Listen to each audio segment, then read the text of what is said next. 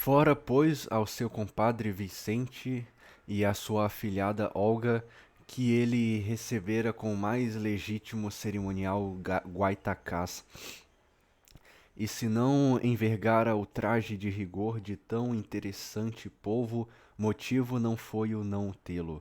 Estava até à mão, mas faltava-lhe tempo para despir-se. Lê-se muito, padrinho? Perguntou-lhe a afilhada, deitando sobre ele os seus olhos muito luminosos.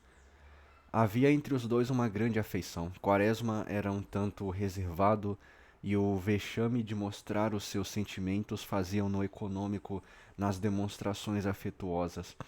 Adivinha-se, entretanto, que a moça ocupava-lhe no coração o lugar dos filhos que não tivera nem teria jamais. A menina vivaz, habituada a falar alto e desembaraçadamente, não escondia a sua afeição, tanto mais que sentia confusamente nele alguma coisa de superior, uma ânsia de ideal, uma tenacidade em seguir um sonho, uma ideia, um voo, enfim, para as altas religiões do espírito que ela não estava habituada a ver em ninguém do mundo que frequentava. Essa admiração não lhe vinha da educação, recebera a comum às moças de seu nascimento. Vinha de um pendor próprio, talvez das proximidades europeias do seu nascimento, que a fizeram um pouco diferente das nossas moças. Fora com um olhar luminoso e perscrutador que ela perguntara ao padrinho: Então, padrinho, lê-se muito? Muito, minha filha. Imagina que medito grandes obras, uma reforma à emancipação de um povo. Vicente fora com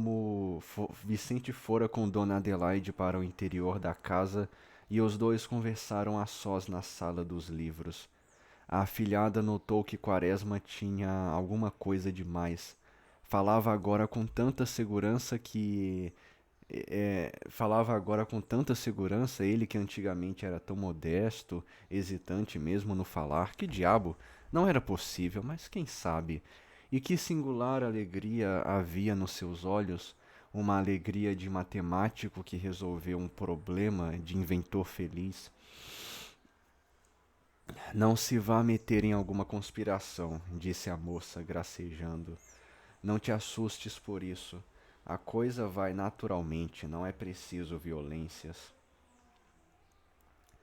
Nisto, Ricardo Coração dos Outros. Eu tinha esquecido do nome desse cara.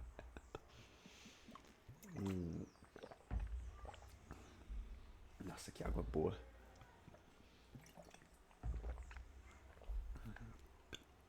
Nisso. Cadê, meu Deus? Ué, cadê o Ricardo Coração dos Outros? Meu Deus do céu. Perdi tudo. Ah, tá aqui.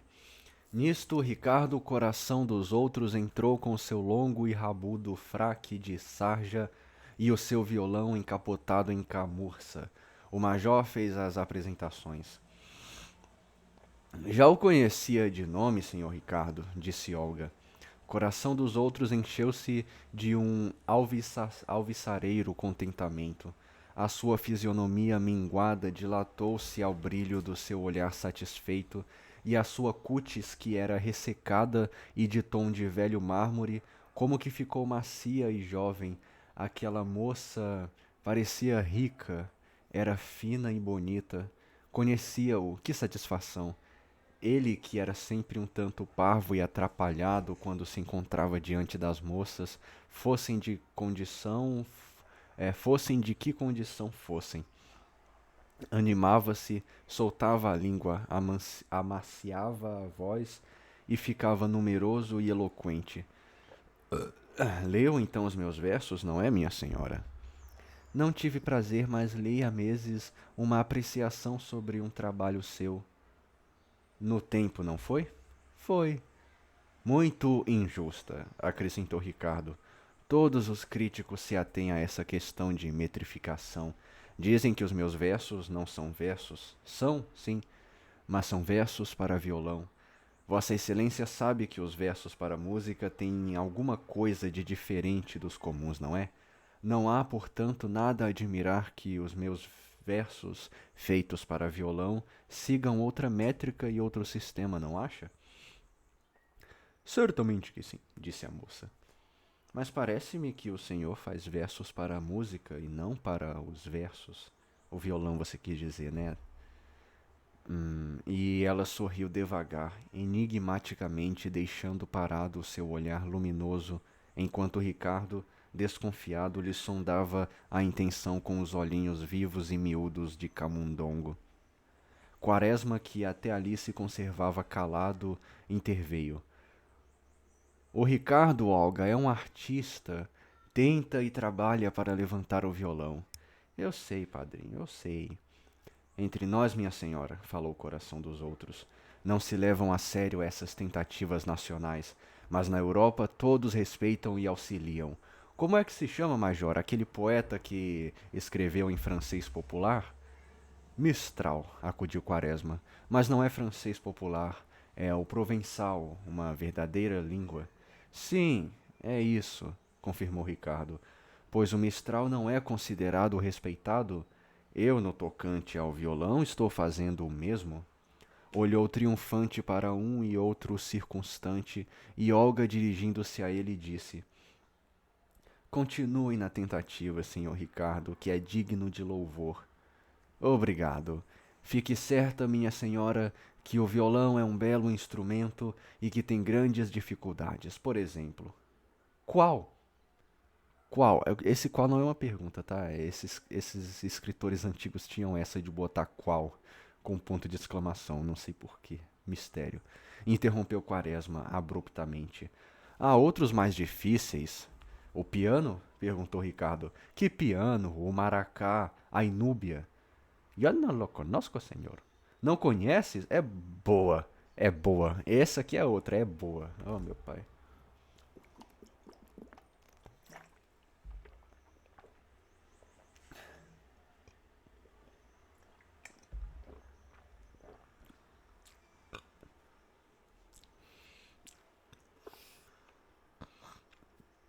É boa. Os instrumentos mais nacionais possíveis, os únicos que o são verdadeiramente, instrumentos dos nossos antepassados, daquela gente valente que se bateu e ainda se bate pela posse desta linda terra, os caboclos. Instrumento de caboclo, ora, disse Ricardo. De caboclo? Que é que tem? O Larry diz que são muito sonoros e agradáveis de ouvir. Se é por ser de caboclo, o violão também não vale nada. É o instrumento de Capadócio. De Capadócio, Major? Não diga isso. E os dois ainda discutiram acaloradamente diante da moça, surpresa e espantada, sem atinar, sem explicação para aquela inopinada transformação de gênio do seu padrinho até ali tão sossegado e calmo. 3. A notícia do genelício. Então, quando se casa, dona Ismênia? Em março. Cavalcante já está formado e, afinal, a filha do general pôde responder com segurança à pergunta que se lhe vinha fazendo há quase 5 anos. O noivo finalmente encontrara o fim do curso de dentista e marcara o casamento para daí a 3 meses. A alegria foi grande na família e, como em tal caso uma alegria não podia passar sem baile, uma festa foi anunciada para o sábado que se seguia ao pedido da pragmática. As irmãs da noiva, Quinota, Zizi, Lalá e Vivi, estavam mais contentes que a irmã nubente. Parecia que ela lhes ia deixar o caminho desembaraçado, e fora a irmã quem até ali tinha impedido que se casassem. Noiva havia quase 5 anos, Ismênia já se sentia meio casada. Esse sentimento, junto à sua natureza pobre, fê-la não sentir um pouco mais de alegria. Ficou no mesmo. Casar para ela não era negócio de paixão, nem se inseria no sentimento ou nos sentidos. Era uma ideia, uma pura ideia. Aquela sua inteligência rudimentar tinha separado da ideia de casar o amor, o prazer dos sentidos, uma tal ou qual liberdade e maternidade até o noivo. Desde menina ouvi a mãe dizer: aprenda a fazer isso, porque quando você se casar, ou senão você precisa aprender a pregar os botões, porque quando você se casar, a todo instante e a toda hora lá vinha aquele, porque quando você se casar, e a menina foi se convencendo de que toda a existência só tendia para o casamento. A instrução, as satisfações íntimas, a alegria, tudo isso era inútil. A vida se resumia numa coisa: casar. Oh, meu pai, como eram pobres essas pessoas do passado.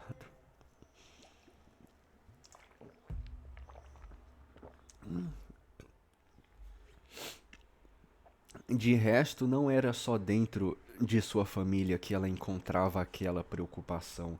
No colégio, na rua, no WhatsApp. Peraí, não. É, em casa das famílias conhecidas só falava em casar.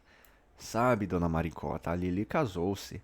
Não fez grande negócio, pois parece que o noivo não é lá grande coisa. Ou então, a Zezé está doida para arranjar casamento, mas é tão feia, meu Deus.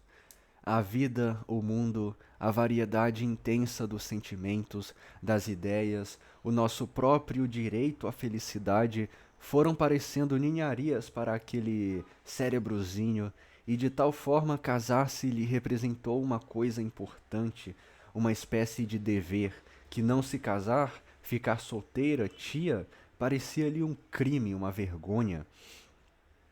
De natureza muito pobre, sem capacidade para sentir qualquer coisa profunda e intensamente, sem quantidade emocional para a paixão ou para um grande afeto na sua inteligência, a ideia de casar-se incrustou-se teimosamente como uma obsessão.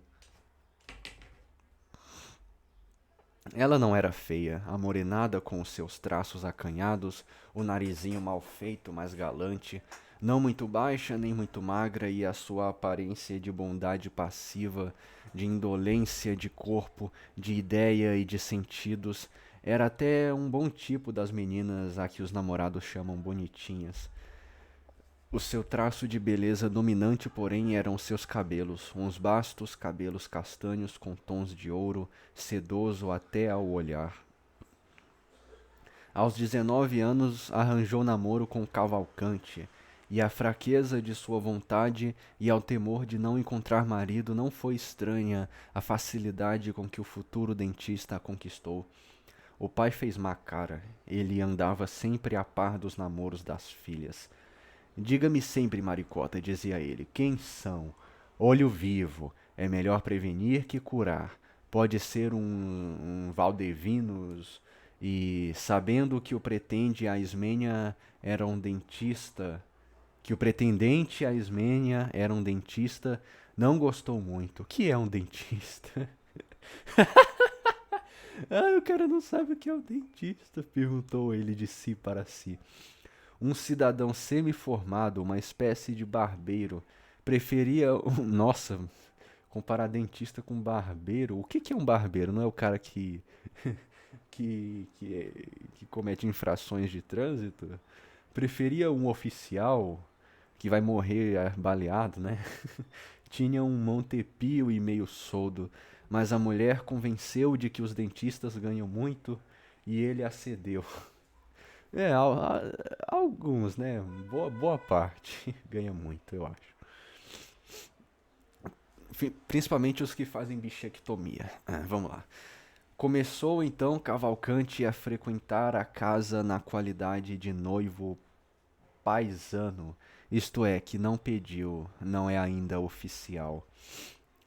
No fim do primeiro ano, tendo notícias das dificuldades com que o futuro genro lutava para acabar os estudos, o general foi generosamente em seu socorro. Pagou-lhe taxas de matrículas, livros e outras coisas. Não era raro que, após uma longa conversa com a filha, Dona Maricota viesse ao marido e dissesse: Chico, arranja-me 20 mil réis que o Cavalcante precisa comprar uma anatomia. O general era leal, bom e generoso. A não ser a sua pretensão marcial, não havia no seu caráter a mínima falha. Demais, aquela necessidade de casar as filhas ainda o fazia melhor quando se tratava dos interesses delas.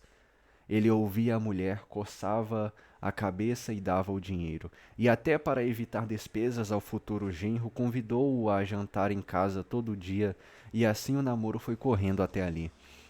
Enfim, dizia Albernaz à mulher na noite do pedido, quando já recolhidos, a coisa vai acabar.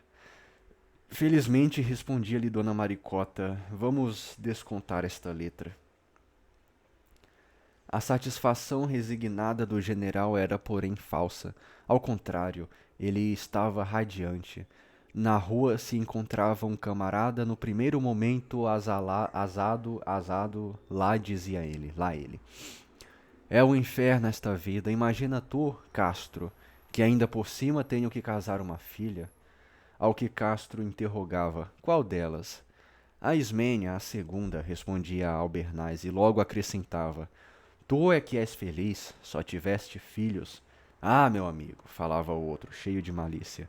Aprendi a receita, por que não fizeste o mesmo? Despedindo-se, o velho Albernaz corria aos armazéns, às lojas de louça, comprava mais pratos, mais compoteiras, um centro de mesa porque a festa devia ser imponente e ter um ar de abundância e riqueza que traduzisse o seu grande contentamento. Na manhã do dia da festa comemorativa do pedido, Dona Maricota amanheceu cantando. Era raro que o fizesse, mas nos dias de grande alegria ela cantarolava uma velha ária, uma coisa do seu tempo de moça, e as filhas que sentiam nisto o sinal certo de alegria corriam a ela pedindo-lhe isto ou aquilo. Muito ativa, muito diligente, não havia dona de casa mais econômica, mais poupada e que fizesse render mais o dinheiro do marido e o serviço das criadas. Logo que despertou, pôs tudo em atividade, as criadas e as filhas. Vivi e Quinota foram para os doces. Lalá e Zizi auxiliaram as raparigas na arrumação das salas e dos quartos, enquanto ela e Ismênia iam arrumar a mesa, dispô-la com muito gosto e esplendor. O móvel ficaria assim, galhardo, desde as primeiras horas do dia. A alegria de Dona Maricota era grande, ela não compreendia que uma mulher pudesse viver sem estar casada. Não eram só os perigos a que se achava exposta, a falta de arrimo parecia-lhe feio e desonroso para a família. A sua satisfação não vinha do simples fato de ter descontado uma letra, como ela dizia. Vinha mais profundamente dos seus sentimentos maternos e de família. Ela arrumava a mesa, nervosa e alegre, e a filha fria e indiferente. Mas minha filha, dizia ela, até parece que não é você quem vai se casar. Que cara, você parece aí uma mosca morta. Mamãe, que quer que eu faça? Não é bonito rir-se muito, andar aí como uma sirigaita, mas também assim como você está? Eu nunca vi noiva assim. Durante uma hora a moça esforçou-se por parecer muito alegre, mas logo lhe tornava toda a pobreza de sua natureza, incapaz de vibração sentimental, e o natural do seu temperamento vencia e não tardava em cair naquela doentia lassidão que lhe era própria. Veio muita gente, além das moças e as respeitáveis mães, acudiram ao convite do general, o contra-almirante Caldas, o doutor Florêncio, engenheiro das águas, o major honorário Inocêncio Bustamante, o senhor Bastos, guarda-livros, ainda parente de Dona Maricota, e outras pessoas importantes. Ricardo não fora convidado porque o general temia a opinião pública sobre a presença dele em festa séria. Quaresma o, Quaresma o fora, mas não viera, e Cavalcante jantara com os futuros sogros. Às 6 horas a casa já estava cheia. As moças cercavam Ismênia, cumprimentando-a, não sem um pouco de inveja no olhar. Irene, uma alourada e alta, aconselhava: eu, se fosse você, comprava tudo no parque. Tratava-se do enxoval. Todas elas, embora solteiras, davam conselhos, sabiam as casas barateiras, as peças mais importantes e as que podiam ser dispensadas. Estavam a par. A Armanda. Armanda. Uhum.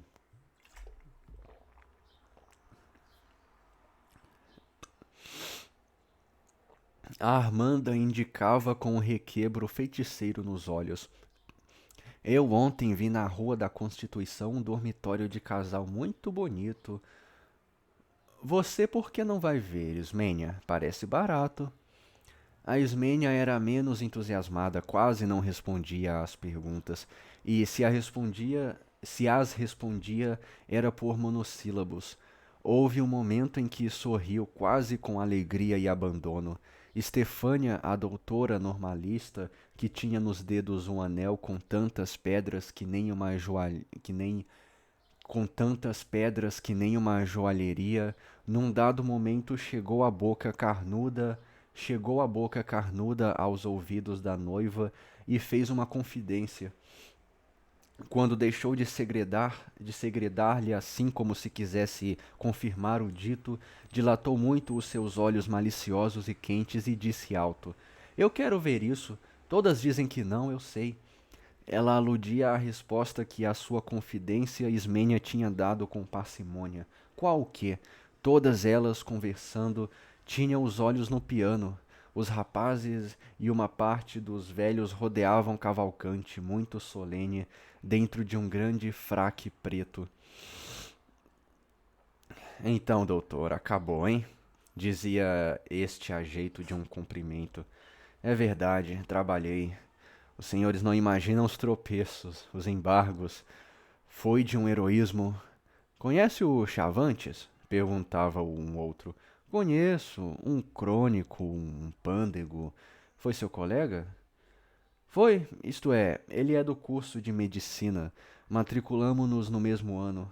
Cavalcante ainda não tinha tido tempo de atender a este e já era obrigado a ouvir a observação de outro.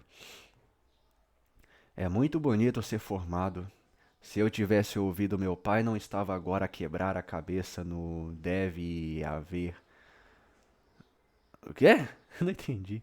Hoje torço a orelha e não sai sangue. Atualmente não vale nada, meu caro senhor, dizia modestamente Cavalcante. Com essas academias livres, imaginem que já se fala numa academia livre de odontologia. É o cúmulo. Um curso difícil e caro que exige cadáveres, aparelhos, bons professores. Como é que particulares poderão mantê-lo? Se o governo mantém mal, pois, doutor, acudia um outro, dou-lhe meus parabéns. Digo-lhe o que disse ao meu sobrinho quando se formou. Vá, Furã.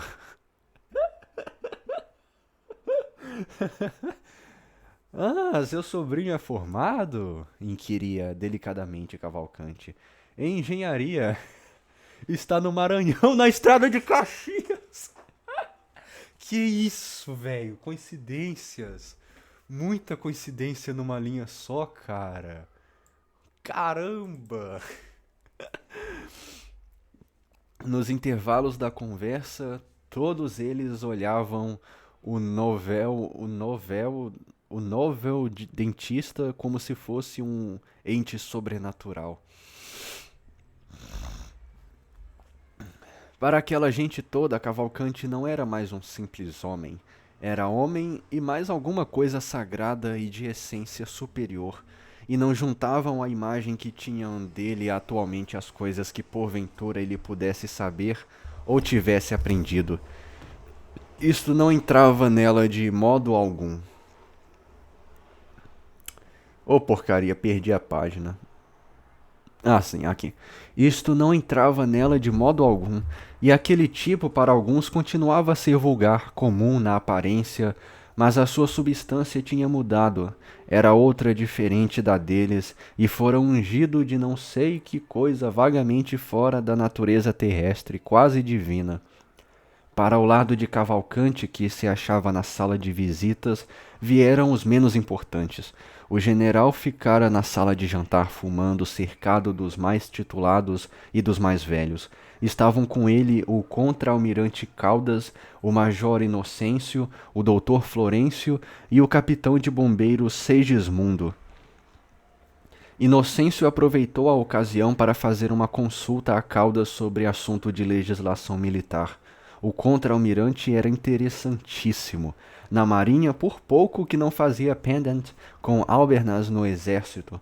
Nunca embarcara a não ser na Guerra do Paraguai, mas assim mesmo por muito pouco tempo. A culpa, porém, não era dele. Logo que se viu primeiro-tenente Caldas, foi aos poucos se metendo consigo, abandonado à roda dos camaradas, de forma que, sem empenhos e sem amigos nos altos lugares, se esqueciam dele e não lhe davam comissões de embarque.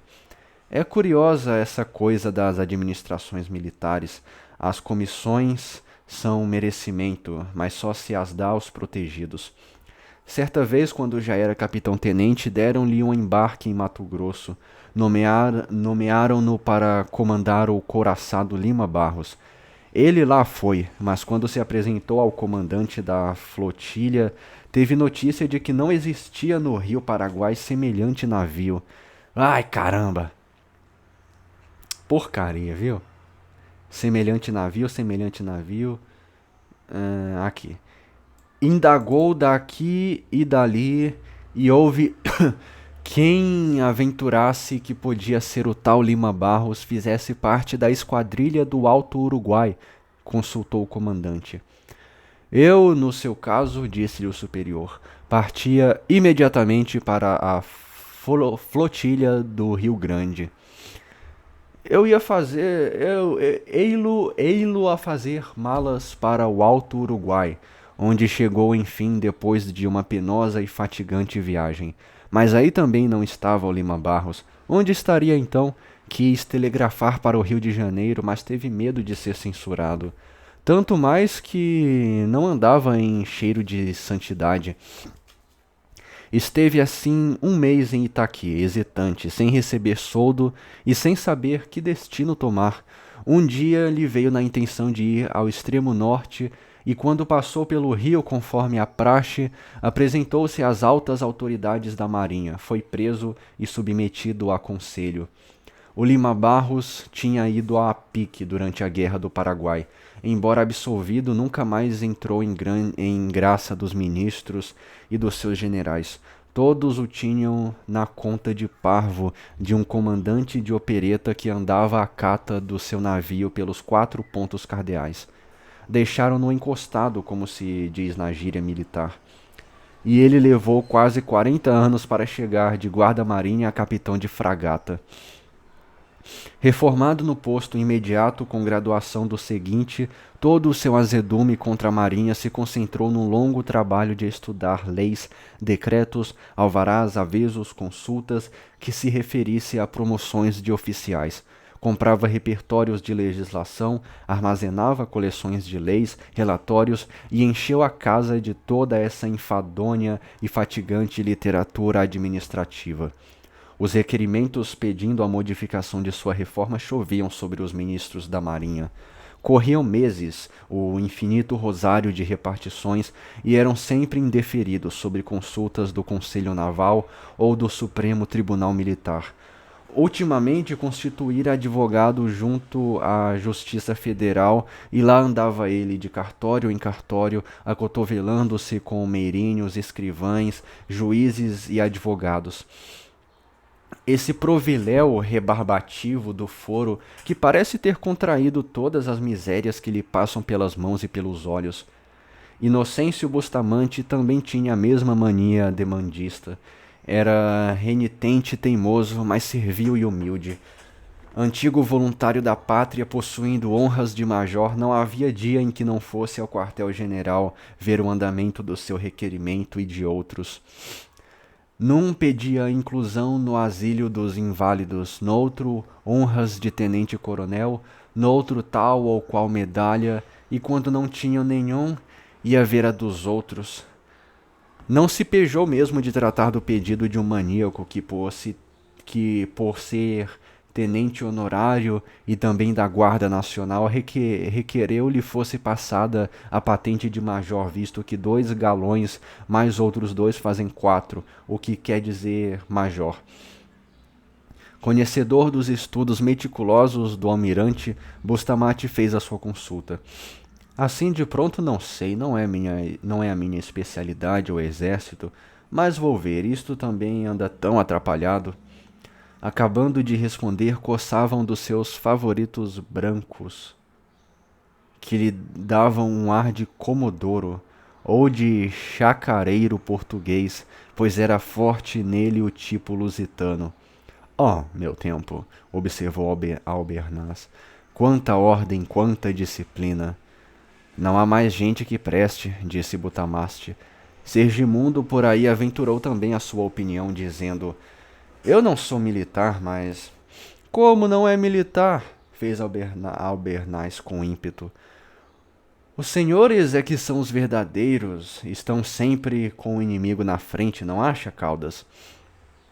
Dê certo, fez o almirante confiando os favoritos. Como ia dizendo, continuou Segismundo, apesar de não ser militar, eu me animo a dizer que a nossa força está muito por baixo. Onde está um Porto Alegre, um Caxias? Não há mais, meu caro, confirmou com voz tênue o doutor Florêncio. Não sei porquê, pois tudo hoje não vai pela ciência. Fora Caldas quem falara, tentando a ironia. Albernaz indignou-se e retrucou-lhe com certo calor. Eu queria ver esses meninos bonitos, cheios de XX, YY em Curapaty, hein, Caldas? Hein, Inocêncio? XX, YY, isso é cromossomo, cara? O doutor Florêncio era o único paisano da roda, engenheiro e empregado público. Os anos e o sossego da vida lhe tinham feito perder todo o saber que porventura pudesse ter tido ao sair da escola. Era mais um guarda de encanamentos do que mesmo um engenheiro. Morando perto de Albernaz, era raro que não viesse toda a tarde jogar o solo com o general. O doutor Florêncio perguntou: O senhor assistiu, não foi, general? O general não se deteve, não se atrapalhou, não gaguejou e disse com a máxima naturalidade: Não assisti. Adoeci e vim para o Brasil nas vésperas, mas tive muitos amigos lá. O Camisão, o Venâncio. Todos se calaram e olharam a noite que chegava. Da janela da sala onde estavam não se via nem um monte.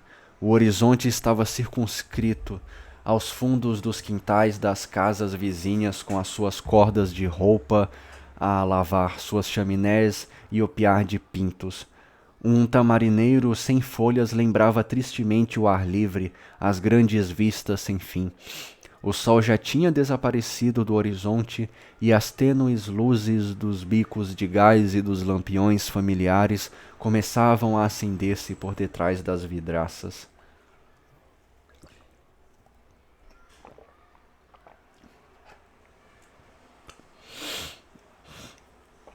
Bustamante quebrou o silêncio. Este país não vale mais nada? Imaginem que o meu requerimento pedindo honras de tenente-coronel está no ministério há 6 meses. Uma desordem, uma desordem, uma desordem, ordens, exclamaram todos. Era noite. Dona Maricota chegou até onde eles estavam, muito ativa, muito diligente e com o rosto aberto de alegria. Estão rezando? E logo ajuntou. Dão licença que diga uma coisa ao Chico, sim? Albernaz saiu fora da roda dos amigos e foi até a um canto da sala, onde a mulher lhe disse alguma coisa em voz baixa. Ouviu a mulher, depois voltou aos amigos e no meio do caminho falou alto nestes termos. Se não dançam é porque não querem? Estou pegando alguém? Dona Maricota aproximou-se dos amigos do marido e explicou. Os senhores sabem, se a gente não animar, ninguém tira a par, ninguém toca. Estão lá tantas moças, tantos rapazes, é uma pena. Bem, eu vou lá, disse Albernaz. Deixou os amigos e foi à sala de visitas dar começo ao baile, finalmente. Vamos, meninas! Então o que é isso, Zezé? Uma valsa? E ele mesmo, em pessoa, ia juntando os pares. Não, general, não, já tem um par, dizia uma moça. Não faz mal, retrucava ele. Dance com o Raimundinho, o outro espera. Raimundo aqui, ó, referência ao mulato ali, ó, que a gente leu. Foi o último livro que a gente leu, o último foi Coração das Trevas. É que Coração das Trevas foi tão pequeno que eu mal considerei ele, velho. Muito pequeno esse livro. E eu não entendi Eu entendi. Pra mim a história foi só gente mostrando a África, cara. Mostrando a África, tá ligado? Uma África com os pobres pessoas sendo explorados pelos europeus. Que triste. Mas eu não entendi o significado mais profundo, não, tá? Só isso. Eu gostei mais do Mulato, cara. Apesar de ter umas partes bem chatas, pelo menos eu entendi a história. Me contou alguma coisa. Depois de ter dado início ao baile, veio para a roda dos amigos suando mais contente. Isto de família, qual? A gente até parece bobo, dizia. Você é que fez bem, Caldas, não quis casar. Mas tenho mais filhos que você, só sobrinhos 8 e os primos. Vamos jogar o solo, convidou Albernaz. Somos 5, como há de ser, observou Florencio. Não, eu não jogo, disse Bustamante. Então jogamos os 4 de garrancho. Lembrou Albernaz. As cartas vieram e também uma pequena mesa de tripeça. Os parceiros sentaram-se e tiraram a sorte para ver quem dava. Quem dava o quê? Coube a Florencio dar. Ih, Florencio. Começaram. Albernaz tinha um ar atento quando jogava. A cabeça lhe caía sobre as costas e os seus olhos tomavam uma grande expressão de reflexão. Caldas aprumava o busto na cadeira e jogava com a serenidade de um lorde almirante numa partida de whist. Segismundo jogava com todo o cuidado, com o cigarro no canto da boca e a cabeça do lado para fugir à fumaça. Bustamante fora à sala ver as danças. Aí sim, Bustamante.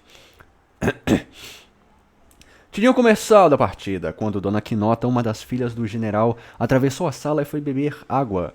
Caldas, coçando um dos favoritos, perguntou à moça: Então, Dona Quinota, que deu o genelício? A moça virou o rosto com faceirice, deu um pequeno muxoxo tensei e respondeu com um falso mau humor: Ué, sei lá, ando atrás dele? Ah, não precisa zangar-se, Dona Quinota, é uma simples pergunta, advertiu Caldas.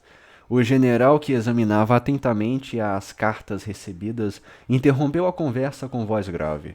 Eu posso. Dona Quinota retirou-se. Este genelício era o seu namorado. Parente de Caldas, tinha-se como certo o seu casamento na família. A sua candidatura era favorecida por todos. Dona Maricota e o marido enchiam-no de festas. Empregado do tesouro já no meio da carreira, moço de menos de 30 anos, ameaçava ter um grande futuro. Não havia ninguém mais majulador e submisso do que ele. Nenhum pudor, nenhuma vergonha. Enchia os chefes e os superiores de todo o incenso que podia. Quando saía, remancheava, lavava 3 ou 4 vezes as mãos, até poder apanhar o diretor na porta. Acompanhava-o, conversava com ele sobre o serviço, dava pareceres e opiniões, criticava este ou aquele colega e deixava-o no bonde se o homem ia para casa. Quando entrava um ministro, fazia-se escolher como intérprete dos companheiros e deitava um discurso. Nos aniversários de nascimento era um soneto que começava sempre por salve e acabava também por salve, 3 vezes salve. O modelo era sempre o mesmo, ele só mudava o nome do ministro e punha a data. No dia seguinte, os jornais falavam do seu nome e publicavam o soneto. Em 4 anos tinha tido 2 promoções e agora trabalhava para ser aproveitado no Tribunal de Contas a se fundar num posto acima. Na bajulação e nas manobras para subir tinha verdadeiramente gênio.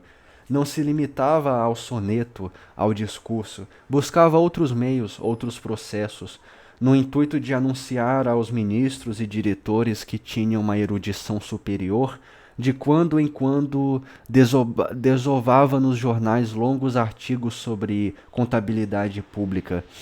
Eram meras compilações de bolorentos decretos, salpicadas aqui e ali com citações de autores franceses ou portugueses. Interessante é que os companheiros o respeitavam, tinham em grande conta o seu saber, e ele vivia na sessão cercado do respeito de um gênio, um gênio do papelório e das informações. Acresce que Genelício juntava à sua segura posição administrativa um curso de direito a acabar, e tantos títulos juntos não podiam deixar de impressionar favoravelmente as preocupações casamenteiras do casal Albernaz. Fora da repartição tinha um empertigamento que o seu pobre físico fazia cômico, mas que a convicção do alto auxílio que prestava ao Estado mantinha e sustentava. Um empregado modelo. O jogo continuava silenciosamente e a noite avançava. No fim das mãos, fazia-se um breve comentário ou outro, e no começo ouviam-se unicamente as falas sacramentais do jogo. Solo bolo melhor o passo. Solo bolo melhor o passo. Feitas elas, jogava-se em silêncio. Da sala, porém, vinha o ruído festivo das danças e das conversas. Olhem quem está aí. O Genelício, fez Caldas. Onde estiveste, rapaz? Deixou o chapéu e a bengala numa cadeira e fez os cumprimentos. Pequeno, já um tanto curvado, chupado de rosto, com um pincenês azulado, todo ele traía a profissão, os seus gostos e hábitos.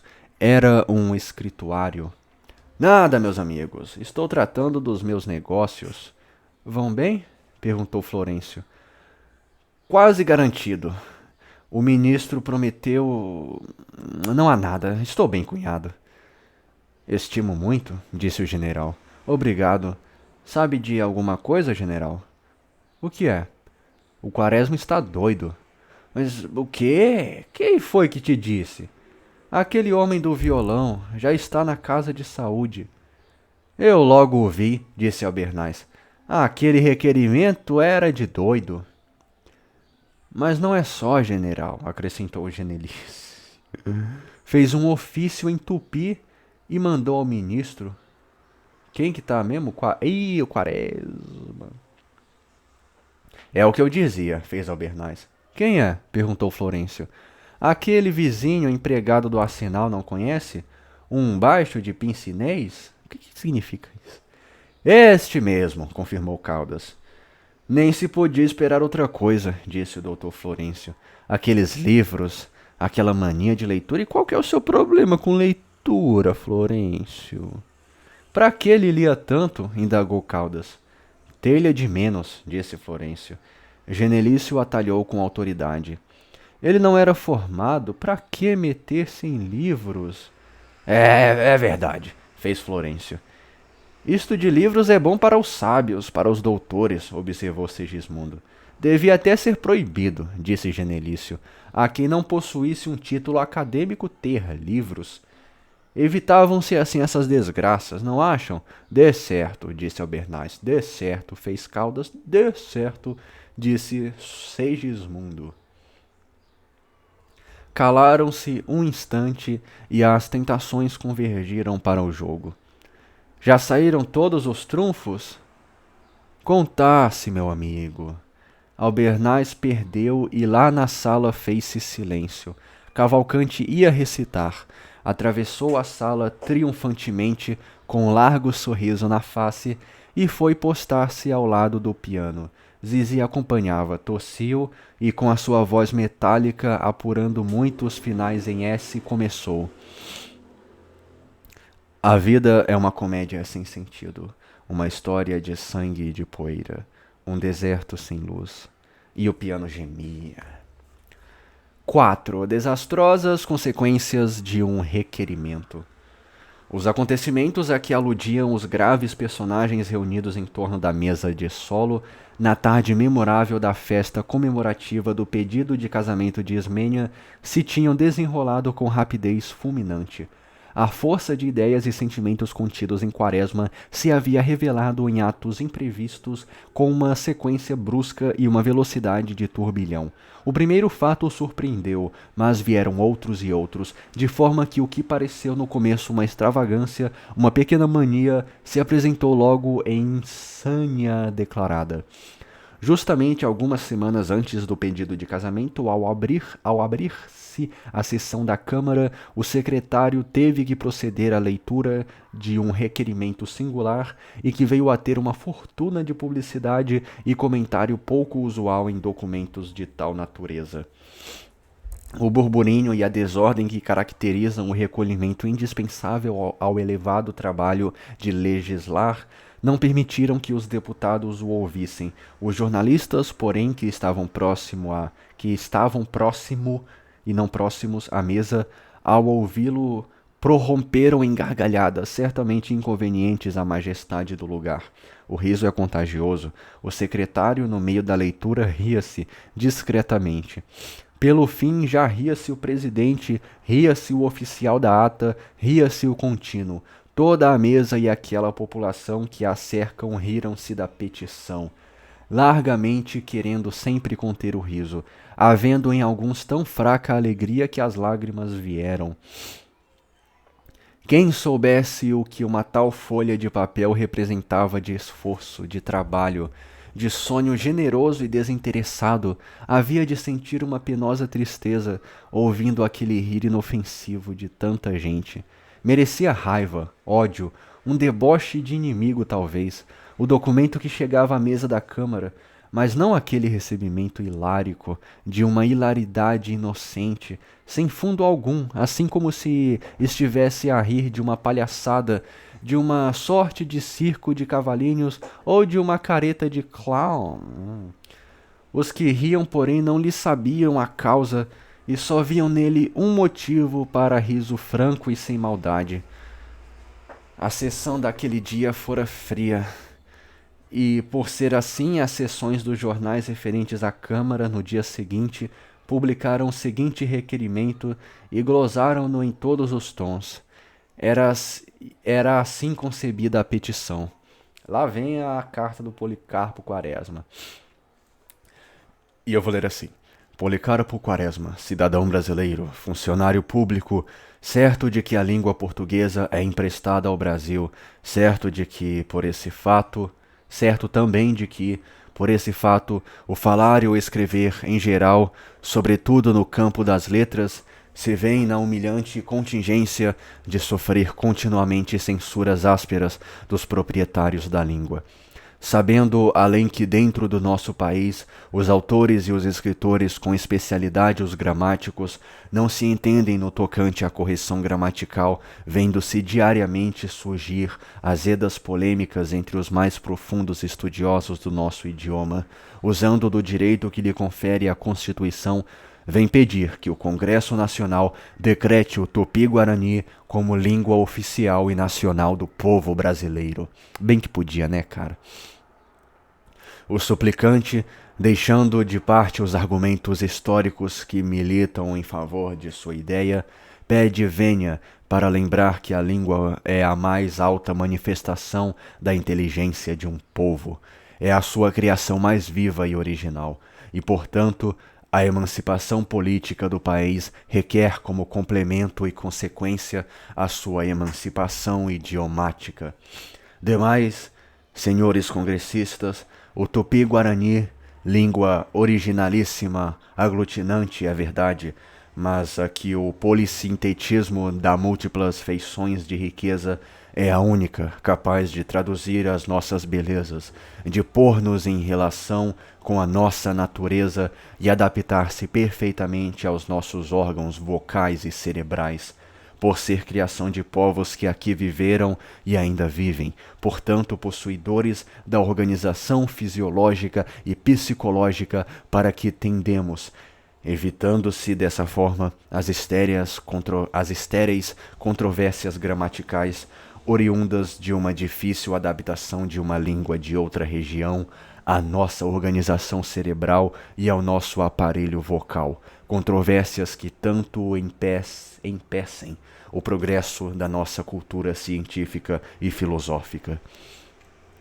Seguro de que a sabedoria dos legisladores saberá encontrar meios para realizar semelhante medida e cônscio de que a Câmara e o Senado pesarão o seu alcance e utilidade. P e E. deferimento. Assinado e devidamente estampilhado, este requerimento do major foi durante dias assunto de todas as palestras, publicado em todos os jornais com comentários facetos. Não havia quem não fizesse uma pilhéria sobre ele, quem não ensaiasse um espírito à custa da lembrança de Quaresma. Não ficaram nisso. A curiosidade malsã quis mais. Indagou-se quem era, de quem vivia, se era casado, se era solteiro. Uma ilustração semanal publicou-lhe a caricatura e o major foi apontado na rua. Os pequenos jornais alegres, esses semanários de espírito e troça, então, eram de um encarniçamento atroz com o pobre major. Uma abundância que marcava a felicidade dos redatores em terem encontrado um assunto fácil. O texto vinha cheio dele. O Major Quaresma disse isso. O Major Quaresma fez aquilo. Um deles, além de outras referências, ocupou uma página inteira com o assunto da semana. Intitulava-se a ilustração O Matadouro de Santa Cruz, segundo o Major Quaresma, e o desenho representava uma fila de homens e mulheres a marchar para o choupo que se via à esquerda. Um outro referia-se ao caso pintado um açougue, o açougue Quaresma, legenda. A cozinheira perguntava ao cozinheiro: "O senhor tem língua de vaca?" O açougueiro respondia: "Não, só temos língua de moça. Quer?" Eu não entendi a piada, alguém me explica?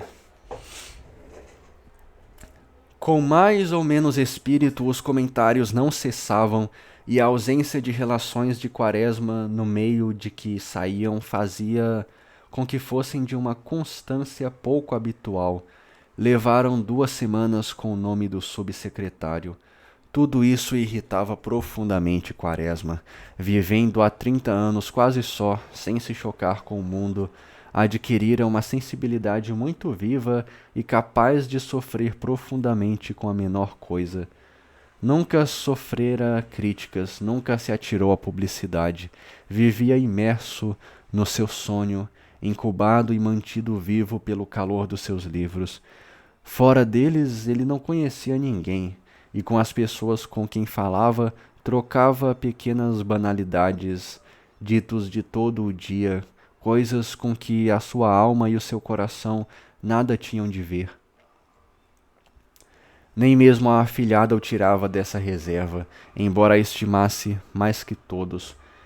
Esse encerramento em si mesmo deu-lhe não sei que ar de estranho a tudo, as competições, as ambições, pois nada dessas coisas que fazem os ódios e as lutas tinha entrado no seu temperamento. Desinteressado de dinheiro, de glória e posição, vivendo uma reserva de sonho, adquirira a candura e a pureza d'alma que vão habitar esses homens de uma ideia fixa, os grandes estudiosos, os sábios e os inventores, gente que fica mais terna, mais ingênua, mais inocente que as donzelas das poesias de outras épocas. É raro encontrar homens assim, mas os há. E quando se os encontra, mesmo tocados de um grão de loucura, a gente sente mais simpatia pela nossa espécie, mais orgulho de ser homem. Orgulho de ser homem, tá aí um orgulho inusitado. E mais esperança na felicidade da raça. A continuidade das troças feitas nos jornais, a maneira com que o olhavam na rua, exasperavam-no e mais forte se enraizava nele a sua ideia. À medida que engolia uma troça, uma pilhéria vinha-lhe meditar sobre a sua lembrança, pesar-lhe todos os aspectos, examiná-la detidamente, compará-la a coisas semelhantes, recordar os autores e autoridades, e a proporção que fazia isso à sua própria convicção mostrava a inanidade da crítica, a ligeireza da pilhéria, e a ideia o tomava, o avassalava, o absorvia cada vez mais. Se os jornais tinham recebido o requerimento com facécias de fundo inofensivo e sem ódio, a repartição ficou furiosa. Nos meios burocráticos, uma superioridade que nasce fora deles, que é feita e organizada com outros materiais que não os ofícios, A sabença de textos de regulamentos e a boa caligrafia é recebida com hostilidade de uma pequena inveja. É como se visse no portador da superioridade um traidor à mediocridade, ao anonimato papeleiro. Não há só uma questão de promoção, de interesse pecuniário. Há uma questão de amor próprio, de sentimentos feridos, vendo aquele colega, aquele galé como ele, sujeito aos regulamentos, aos caprichos dos chefes, às olhadelas superiores dos ministros, com mais títulos à consideração, com algum direito a infringir as regras e os preceitos. Olha-se para ele com o ódio dissimulado com que o assassino plebeu olha para o assassino marquês que matou a mulher e o amante. Ambos são assassinos, mas mesmo na prisão, ainda o nobre e o burguês trazem o ar do seu mundo, um resto da sua delicadeza e uma inadaptação que ferem o seu humilde colega de desgraça. Assim, quando surge numa secretaria alguém cujo nome não lembra sempre o título de sua nomeação, aparecem as pequenas perfídias, as maledicências ditas ao ouvido, as indiretas, todo o arsenal do ciúme invejoso de uma mulher que se convenceu de que a vizinha se veste melhor do que ela. Amam-se, ou antes suportam-se melhor aqueles que se fazem célebres nas informações, na redação, na assiduidade ao trabalho, mesmo os doutores, os bacharéis, do que os que têm nomeada e fama. Em geral, a impreensão da obra ou do mérito do colega é total e nenhum deles se pode capacitar que aquele tipo, aquele amanuense como eles, faça qualquer coisa que interesse os estranhos e dê que falar a uma cidade inteira. A brusca popularidade de Quaresma, o seu sucesso e nomeada efêmera irritaram seus colegas e superiores. Já se viu, dizia o secretário, este tolo dirigir-se ao Congresso e propor alguma coisa, pretensioso. O diretor, ao passar pela secretaria, olhava-o de soslaio e sentia que o regulamento não cogitasse do caso para lhe infligir uma censura. O colega arquivista era o menos terrível, mas chamou logo de doido. O major sentia bem aquele ambiente falso, aquelas alusões, e isso mais aumentava o seu desespero e a teimosia na sua ideia. Não compreendia que o seu requerimento suscitasse tantas tempestades, essa má vontade geral era era uma coisa inocente, uma lembrança patriótica que merecia e devia ter o assentimento de todo o mundo. E meditava, voltava à ideia e examinava com mais atenção. A extensa publicidade que o fato tomou atingiu o palacete de real grandeza onde morava o seu compadre Coleone, rico com os lucros das empreitadas de construções de prédios, viúvo, o antigo quitandeiro retirara-se dos negócios e vivia sossegado na ampla casa que ele mesmo edificara e tinha todos os remates arquitetônicos do seu gosto predileto, com poteiras na cimalha, um imenso monograma sobre a porta da entrada, 2 cães de louça nos pilares do portão de entrada e outros detalhes equivalentes. A casa ficava no centro do terreno, elevava-se sobre um porão alto, tinha um razoável jardim na frente que avançava pelos lados pontilhados de bolos multicores, varanda, um viveiro onde pelo calor os pássaros morriam tristemente. Era uma instalação burguesa, no gosto nacional, vistosa, cara, pouco de acordo com o clima e sem conforto. No interior, o capricho dominava, tudo obedecendo a uma fantasia barroca, a um ecletismo desesperador.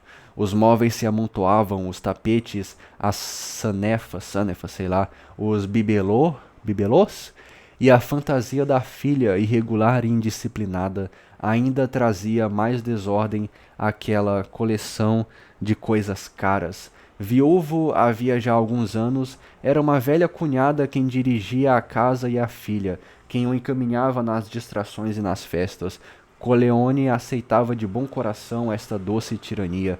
Queria casar a filha, bem e ao gosto dela não punha, portanto, nenhum obstáculo ao programa de Olga.